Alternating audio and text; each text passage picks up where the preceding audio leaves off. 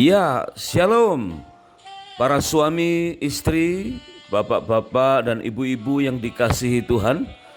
Pada episode kali ini kita akan belajar jika kita mendengar kata warisan, kira-kira apa ya yang timbul dalam hati kita?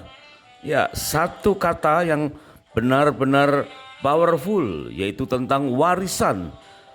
Apakah kita berpikir tentang menerima atau memberi? Warisan itu bisa kita terima dari orang tua kita atau kita memberi kepada anak-anak kita.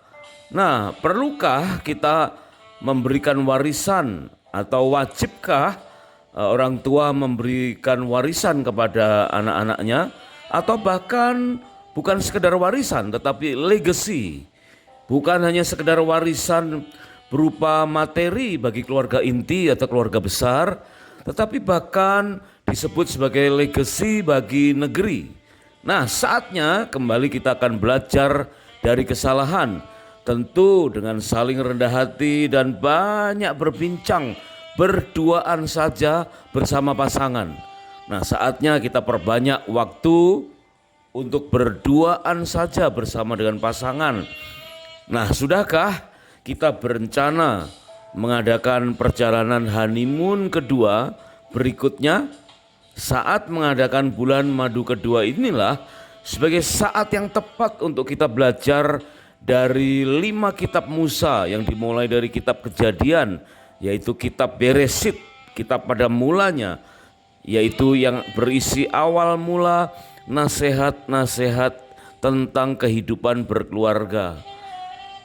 Nah, pada episode kali ini kita akan belajar tentang perlukah kita memberikan warisan atau legacy.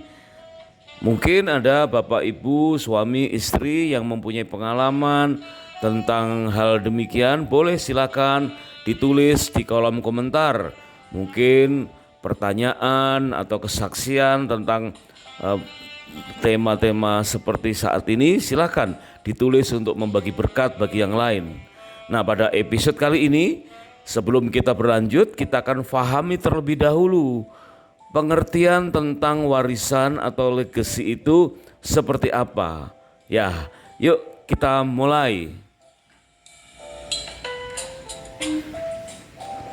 Kembali kita melihat kitab Ulangan pasal yang ke-24 ayat yang kelima.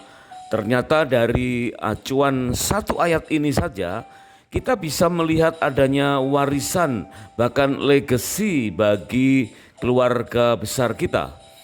Firman Tuhan itu mengatakan apabila seorang laki-laki baru saja mengambil istri atau menikah, janganlah ia maju berperang bersama tentara atau dibebankan suatu pekerjaan.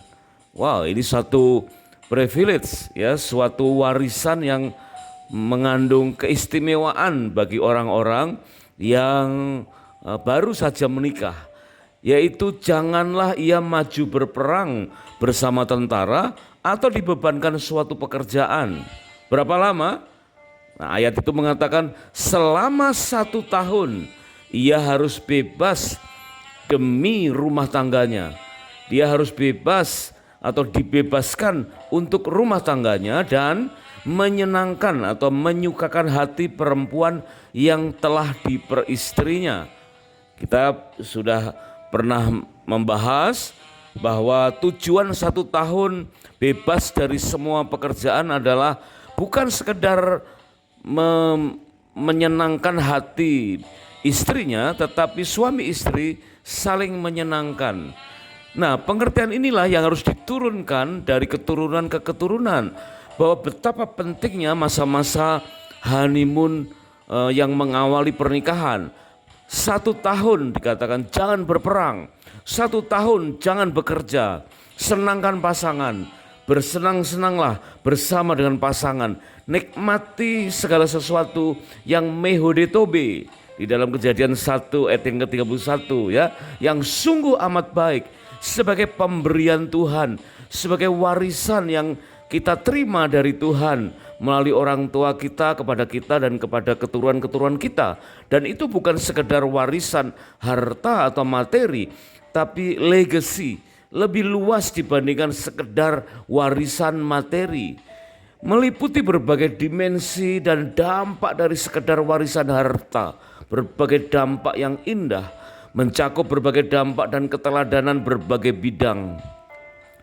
Ditegaskan kembali di dalam Kejadian pasal yang ketiga, ayat yang ke-21, firman Tuhan menggambarkan bagaimana Tuhan membuat jubah kulit atau pakaian dari kulit binatang, dan ini merupakan jubah gaun pengantin atau jas pengantin, ya, sepasang jas dan gaun pengantin dari kulit binatang. Dan ini menggambarkan karya Allah melalui Tuhan Yesus sebagai Yehova Zireh, ya, yang mengenakan atau menyediakan, yang memperlengkapi pernikahan di Kana dengan menyediakan anggur yang terbaik. Dan privilege yang Tuhan berikan ini harus diwariskan pengertian demi pengertian kepada generasi ke generasi berikutnya. Disebutkan bahwa Tuhan membuat jubah kulit dan mengenakannya. Di dalam bahasa aslinya disebutkan melabas. Dan melabas atau mengenakan itu berbicara lebih luas dari sekadar jubah dan gaun yang mahal, tetapi tentang kepedulian Tuhan yang layak diteladani demi memulihkan pernikahan yang sempat kandas. Kita tahu bahwa Adam dan Hawa sempat menghadapi kejatuhan dalam dosa, dan bisa saja mereka saling salah menyalahkan dan pernikahannya cenderung akan rusak atau terganggu. Tetapi Tuhan melabas, ya, Tuhan mengenakan kembali sesuatu yang sangat indah, merupakan legacy yang perlu kita turunkan. Bukan lagi warisan materi, bukan sekedar gaun atau jas pengantin secara materi, tetapi legacy kepedulian terhadap keutuhan pernikahan. Inilah lebih dari sekedar warisan yang perlu kita pahami bersama. Jika kita menyimak arti kata legacy dari Kamus Bahasa Indonesia, kita akan dapatkan beberapa kata padanan, misalkan kata dampak, ya, akibat, pengaruh atau hasil dalam jangka panjang. Kata legacy dicontohkan dengan peristiwa, misalkan dijatuhkannya bom atom ke kota Nagasaki dan Hiroshima di Jepang. Disebut sebagai meninggalkan legacy berbagai bidang sepanjang zaman. Peristiwa bom atom kedua kota itu bukan hanya mewariskan kengerian dan penderitaan bagi kedua kota tersebut, tetapi sebagai legacy bukan hanya bagi bangsa Jepang, tapi legacy banyak pembelajaran bagi seluruh dunia. Nah, suami istri yang dikasihi Tuhan, Bapak Ibu yang sedang mengadakan honeymoon yang spesial dengan hati yang terbuka, marilah kita berkesempatan menguliti kelemahan dalam berumah tangga kita yang lalu, kelalaian pola bergereja sebagai keluarga rohani, dan menegur kesalahan di dunia kerja. Benar-benar sebagai legacy bagi sarana untuk melakukan introspeksi dan rela belajar dari kesalahan. Nah, saat ini jangankan legacy, ya, saat ini betapa sulitnya kita mendapatkan warisan keteladanan dalam pernikahan. Ini sesuatu barang langka, ya, keteladanan dalam keharmonisan pernikahan. Wah, merupakan sesuatu yang, ya, sulit dicari, ya. Jangankan legacy sebagai warisan yang nyata saja, yang kasat mata saja sulit. Nah, kepedulian Tuhan Yesus terhadap pernikahan selayaknya menjadi teladan utama kita. Di luar itu kita sulit mendapatkannya. Melalui perjalanan bulan madu bersama pasangan akan lebih peka, ya. Semakin sering kita mengadakan honeymoon yang kedua, kita akan menjadi lebih peka untuk meneladani apapun di setiap momentum yang ada. Kita akan mendapatkan keterampilan untuk menyerap makna bagi pernikahan kita melalui hikmah dari berbagai kejadian yang meskipun pada awalnya tidak secara langsung berhubungan dengan pernikahan. Mari minta hikmat Tuhan, ya, untuk menyerap berbagai kejadian yang ada di sekitar kita yang bisa kita terapkan sebagai legacy di dalam pernikahan kita. Berbagai momentum layak dijadikan catatan sejarah, walaupun awalnya bukan tentang pernikahan, bahwa prioritas terhadap keharmonisan pernah terjadi dan bahkan layak menjadi teladan bagi seluruh bangsa, masyarakat bangsa kita di Indonesia, terlepas dari apapun keyakinan imannya. Teladan keharmonisan berbangsa dan bernegara sebagai cikal bakal dan berdampak sampai pada kehidupan inti sel yang terkecil, yaitu kehidupan rumah tangga, apapun garis politiknya. Kita simak sejak memasuki abad ke-21, selepas dari hiruk pikuk masa reformasi tahun 1998, bangsa Indonesia dikejutkan oleh sesuatu. Ya, kita dikejutkan oleh keteladanan yang tak terduga menjelang perayaan Natal tahun 2020 yang diselenggarakan secara online. Ini satu kejadian yang sejak memasuki tahun 2000 belum pernah terjadi. Ya, selama 20 tahun berikutnya baru contoh fakta yang merupakan warisan hikmah ini terjadi. Indonesia menerima keteladanan yang tak terduga, yaitu tepatnya terjadi pada hari Rabu Pon tanggal 23 Desember tahun 2020 jam 09.30 WIB pagi. Ya, pemerintah Indonesia mengumumkan adanya reshuffle kabinet. Wah, apakah itu merupakan hal yang biasa? Ya, memang reshuffle kabinet yang merupakan hak prerogatif presiden beberapa kali kita udah biasa ya. Tetapi kali ini ada sesuatu yang luar biasa. Faktor yang paling mengejutkan dan sekaligus dapat dijadikan teladan adalah diangkatnya mantan rival presiden dalam Pilpres yang lalu. Seorang namanya Sandiaga Salahuddin Uno, wah kita mengenalnya sebagai Bang Sandi, mendapatkan kepercayaan dari presiden sebagai Menteri Pariwisata dan Ekonomi Kreatif, Menparekraf. Bang Sandi menyusul Pak Prabowo yang sebelumnya sudah termasuk dalam jajaran menteri, yaitu sebagai Menteri Pertahanan. Terjadi rekonsiliasi bagi dua kubu yang pada awalnya kita melihatnya saling berseberangan. Dua kubu yang berbeda tapi dapat bersatu demi membangun sebuah bangsa Indonesia.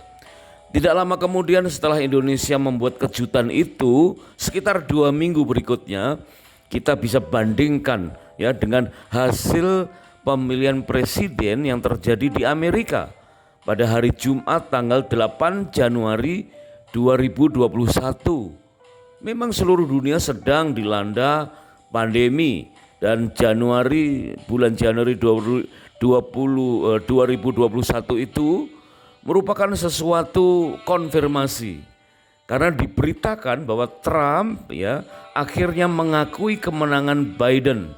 Tetapi itu bukan berarti mengakui kekalahan. Aneh bukan? Mengakui kemenangan tetapi bukan berarti mengakui kekalahan. Ya, berbeda dengan suasana di Indonesia.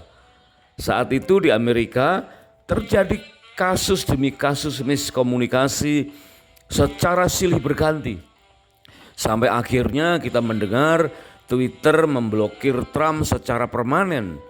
Dan tentu kita bisa melihat 5 tahun ke depan ada kisah lain tentang terpilihnya Trump sebagai presiden pengganti Biden dan gonjang-ganjing awal April tahun 2025 tentang reciprocal tarif. Itu kisah-kisah yang kita mungkin bisa bahas pada episode berikutnya. Dan lebih memprihatinkan pada tahun 2021 itu ketika pemerintahan Joe Biden mengganti sebutan mother dengan birthing person untuk mereka yang melahirkan. Coba bayangkan, kelihatannya ya sekedar perubahan penyebutan ya dari mother, seorang wanita yang disebut ibu, tapi diubah bukan lagi mother tetapi birthing person. Istilah baru ini muncul akibat tekanan politik aktivis transgender. Karena ada laki-laki jadi-jadian atau female to male transgender yang hamil dan melahirkan. dan itu dimuat dalam Fox News tahun 2022 tanggal 19 Mei.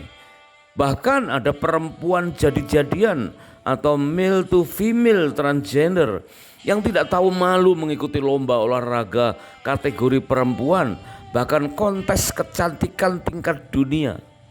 Kini mereka mendesak dan berhasil mengganti sebutan mother menjadi birthing person. Dari legalnya perubahan penyebutan itu saja, kita sudah dapat perkirakan apa yang akan terjadi berikutnya. Ya, legasi apa yang akan diturunkan kepada generasi berikutnya. Jangan biarkan mereka makin meminggirkan perempuan atau gender tertentu. Mari kita hargai woman dignity. Begitu pula sebaliknya terhadap para pria. Kita hormati keberadaan gender sebagaimana Tuhan berikan sejak kelahiran. Secercah cahaya pemurnian terdengar indah saat inaugurasi pelantikan Donald Trump sebagai Presiden Amerika ke-47. Wow, ini berita baik di satu sisi ya. Pada hari Senin tanggal 20 Januari tahun 2025 pukul 12 siang waktu Amerika, Trump dalam pidato perdananya mengatakan bahwa di Amerika hanya ada dua jenis kelamin, yaitu laki-laki dan perempuan saja. Berarti dimulainya pemulihan kesatuan pernikahan dengan penghargaan yang sama antara dua gender yang berbeda, yaitu pria dan wanita. Kita kembali ke Indonesia sekarang. Bagaimana Presiden Jokowi dan Wapres Kiai Haji Ma'ruf Amin serta Menteri Prabowo dan Bang Sandi adalah 4 orang tokoh Indonesia yang meskipun pernah menjadi rival, pernah bersaing dalam Pilpres yang lalu, tetapi akhirnya dapat bekerja sama sebagai suatu teladan yang baik tentang keharmonisan. Bagi para penganut fanatik pembela demokrasi, mungkin hal ini dianggap sebagai mencederai demokrasi. Rekonsiliasi bagi dua kubu yang awalnya saling berseberangan itu dianggap akan menghilangkan unsur oposisi dan menyebabkan Indonesia berada di ambang senjakala demokrasi. Berbanding terbalik dengan apa yang terjadi di lingkungan pelayanan rohani di berbagai gereja. Coba kita perhatikan, dan ini sangat memprihatinkan. Gereja berstatus sebagai pemerintahan teokrasi dan anti oposisi, tetapi kenyataannya beberapa gamang melakukan rekonsiliasi dan jauh dari kolaborasi. Inilah yang diistilahkan sebagai sulit mendapatkan keteladanan bagi keharmonisan. Lalu warisan apa atau legasi apa yang akan diturunkan kepada generasi anak-anak muda berikutnya? Sekarang coba kita tengok sebentar keadaan rumah tangga kita dan bandingkan dengan keadaan rumah tangga pada umumnya. Ya, banyak peristiwa suami marah-marah karena perut kosong, istri marah-marah karena dompet kosong. Itulah yang sering terjadi. Hal demikianlah yang membuat betapa langkanya keteladanan dalam keharmonisan berumah tangga yang seharusnya kita mendapatkan legasi keharmonisan. Kehidupan keluarga dapat mengalami suasana surga atau suasana neraka, tergantung bagaimana kita menyikapinya. Keluarga sebagai organisasi yang terkecil yang terdiri dari 2 orang saja nyatanya sulit menyatu. Bagaimana dapat mengharmoniskan banyak pribadi dalam sebuah lembaga? Bagaimana seorang presiden, wakil presiden, dan jajaran menteri dapat berharmonisasi dengan pejabat daerah dan dengan 575 anggota DPR RI, 136 anggota DPD, 2.207 anggota DPR provinsi, dan 17.000 lebih anggota DPRD kota atau kabupaten, dengan sekitar lebih dari 270 jiwa rakyat Indonesia yang tersebar di 17.000 lebih pulau. Adanya semacam penyakit keturunan yang akhirnya kita lihat, itulah kebiasaan yang diwariskan tanpa sadar bagi kehidupan berumah tangga kita. apapun yang kita kerjakan sekarang ini akan berdampak dalam kurun waktu yang panjang di masa yang akan datang. Event atau momentum apapun yang terlihat di sekitar kehidupan kita, meskipun mengandung unsur sebuah kesalahan, mari kita ambil hikmahnya dan jadikanlah sebagai contoh atau teladan bagi kehidupan berumah tangga kita kelak, dan relakan kita belajar dari kesalahan. Nah, ada sekumpulan catatan penting yang terdapat di beberapa channel ini akan menjadikan kita dapat memiliki penguasaan diri dan memungkinkan kita dapat hidup berdampingan dalam waktu yang lama dan dalam keadaan apapun. Catatan tentang pengalaman masa lalu, baik berupa keberhasilan, berupa kesalahan maupun kegagalan, memang berpotensi mendorong terciptanya mitos-mitos dalam pernikahan. Hindari membatasi diri dengan mitos bikinan sendiri. Nanti kita juga akan belajar tentang fungsi penundaan dalam anger management. Setidaknya akan mendapatkan waktu untuk mengelola emosi dan menghindari kesalahan yang tidak perlu, dan menjadikannya itu sebagai legacy bagi keluarga kita berikutnya. Nah, pada masa pandemi menyingkapkan keaslian kita tahu itu.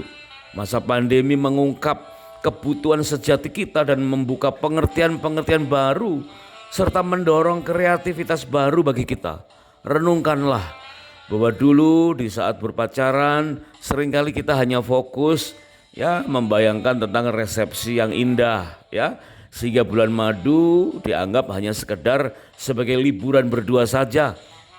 Bisa ditunda mungkin kapan-kapan Kemudian saat awal menikah kita mulai fokus pada karir. Akibatnya kita baru merasa perlu mengadakan bulan madu setelah mulai terasa ada kehambaran dalam berkeluarga. Tentu dalam pelajaran kita nanti bukan hanya sekedar menyadarkan tentang betapa pentingnya honeymoon semata, tetapi kita rela dan terampil belajar dari kesalahan.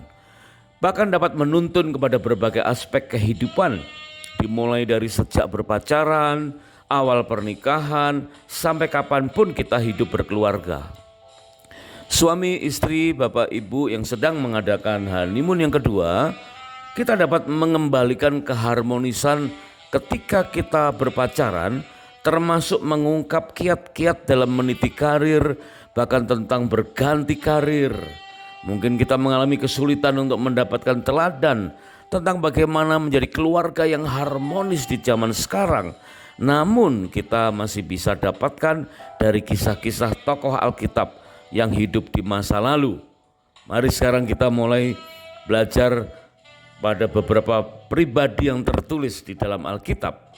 Sebagai contohnya adalah pelajaran tentang Abraham atau Abram yang sempat hidup bersama dengan Nuh selama sekitar 58 tahun. Kisah itu tercatat menurut catatan dari Kitab Orang Jujur atau The Book of Jasher, yaitu tertulis dalam Yosua pasal 10 ayat yang ke-13. Nanti silahkan kita tengok dan saudara bisa lihat Yosua 10 ayat 13. Jika ada pendapat atau pertanyaan atau kesaksian, silahkan ditulis di kolom komentar. Kita juga akan bisa belajar dari Kejadian pasal yang ke-9 ayat 20, ayat 28 dan 29.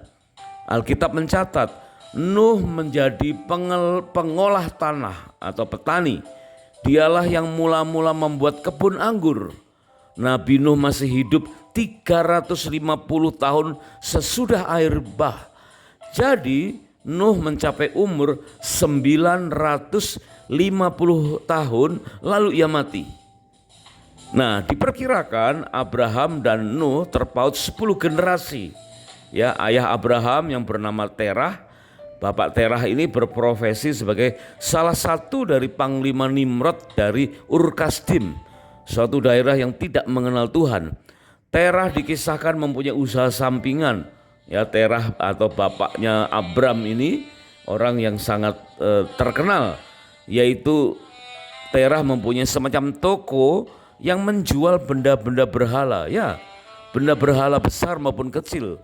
Seorang ayah yang berkarir di kepemerintahan Nimrod dan berkubang di dunia berhala. Coba perhatikan ya, ayah Abram ini ya, wah, kehidupannya terlihat jauh dari takut akan Tuhan ya.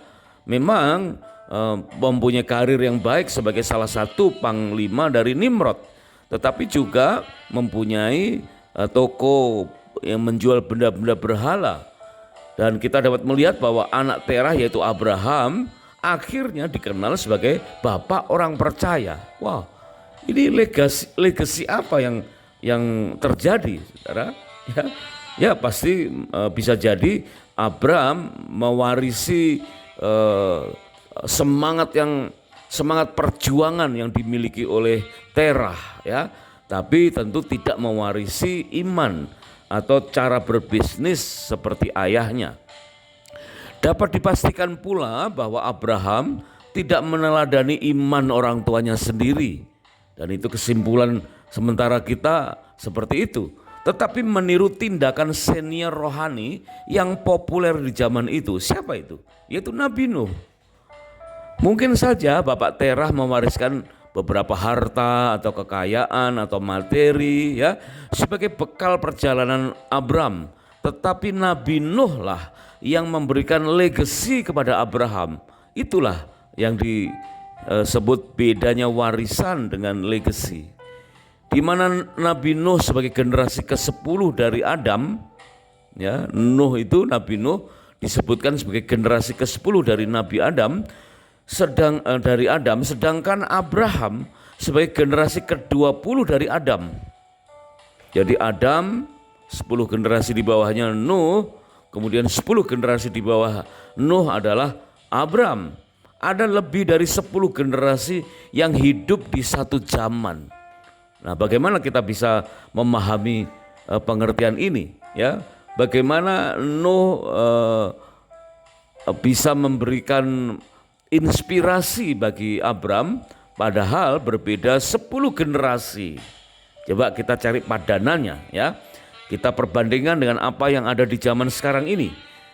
Pada tanggal 2 November tahun 2021 silam, di saat banyak gereja masih belum buka ya karena pandemi tahun 2021, ada seorang hamba Tuhan bernama Pendeta Julius Ishak dari Tasikmalaya merayakan hari ulang tahun yang ke-82. Pendeta Julius Ishak ini, beliau mempunyai anak bernama Pendeta Rubin Adi Abraham ya, yang saat itu menjabat sebagai ketua Sinode GBI. Pendeta Julius Ishak mempunyai cucu bernama Yesika dan cicit bernama Benaya. Kesimpulannya, ada 4 generasi dalam satu keluarga. Pendeta Julius Ishak berulang tahun ke-82 tahun, tetapi sudah bisa menjumpai generasi yang keempat di bawahnya dan menjaga kehidupan berkeluarga dengan harmonis. Coba kita bayangkan ya, 82 tahun usia beliau ya sudah berhasil melihat generasi keempat di bawahnya. Berarti pada usia Nuh yang mencapai 950 tahun, layaklah jika dikatakan berkesempatan hidup dengan generasi yang ke-10 di bawahnya. Dan di antara generasi ke-10 itu, hiduplah Abram atau Abraham sebagai penerima legasi dari Nabi Nuh. Beruntunglah Abraham menemukan keteladanan dalam kehidupannya selama sekitar 58 tahun pada diri Nabi Nuh. Sepanjang perjalanan honeymoon ini mari kita renungkan ya. Kita bisa dapat belajar tentang bagaimana menemukan keteladanan untuk mendapatkan keharmonisan keluarga dari kehidupan Abram, Ishak, Yakub dan tokoh lainnya. Bagaimana tokoh-tokoh Alkitab tersebut memperlakukan dan menghargai pasangannya dan keluarganya. Sebab pasangan kita adalah pribadi yang paling berharga dari Tuhan. Tidak ada pernikahan yang segalanya cocok. Yang ada adalah pasangan yang walaupun banyak hal tidak cocok, tetapi berupaya dicocok-cocokkan terus. Sebab kita meyakini bahwa pasangan kita berasal dari Tuhan. Bahkan di antara Adam dan Hawa pun kita dapat membaca adanya ketidakcocokan dan berbagai kesalahan. Hawa adalah pribadi yang nampaknya ekstrovert, sanguin, mudah bergaul, senang bercengkrama, sampai-sampai sangat sering berbincang dengan ular. Sementara Adam diperkirakan sebagai pribadi yang introvert, pendiam. Sayangnya ketika istrinya akan melanggar firman, Adam diam saja dan bahkan mengikutinya. Nah, ini satu warisan yang perlu kita waspadai. Bukan mewariskan kesalahannya, tapi kita belajar dari kesalahan itu. Sebab itu Tuhanlah yang akan memberikan kemampuan kepada kita untuk tetap bersatu. Karena Dia yang memberikan pasangan untuk kita. Pemberian Tuhan adalah pemberian yang terbaik. Dalam hal ini nanti kita akan memperdalam pengajaran tentang bagaimana memilih pasangan hidup. Pengertian yang sangat bermanfaat bagi generasi di bawah kita. Untuk kita akan mudah untuk menerima pasangan yang Tuhan sudah berikan. Nah, biarlah kita bisa memahami adanya legacy, ya legacy bagi generasi. Kita belajar dari kehidupan Nuh, belajar dari kehidupan Abraham, bagaimana kita meneladani keberadaan pelayanan Tuhan Yesus sejak awal, sehingga kita bisa mengambil legacy. Ya, apa legacy yang dapat kita turunkan? Tentu lebih berharga daripada apa yang legacy yang kita terima dari generasi sebelum kita. Bukan sekedar kita menerima warisan, tapi kita menerima legacy yang kita turunkan jauh lebih indah lagi kepada generasi kita, generasi di bawah kita. Terima kasih sudah menyimak, dan kiranya Tuhan Yesus memberkati pernikahan kita berlimpah-limpah. God bless you.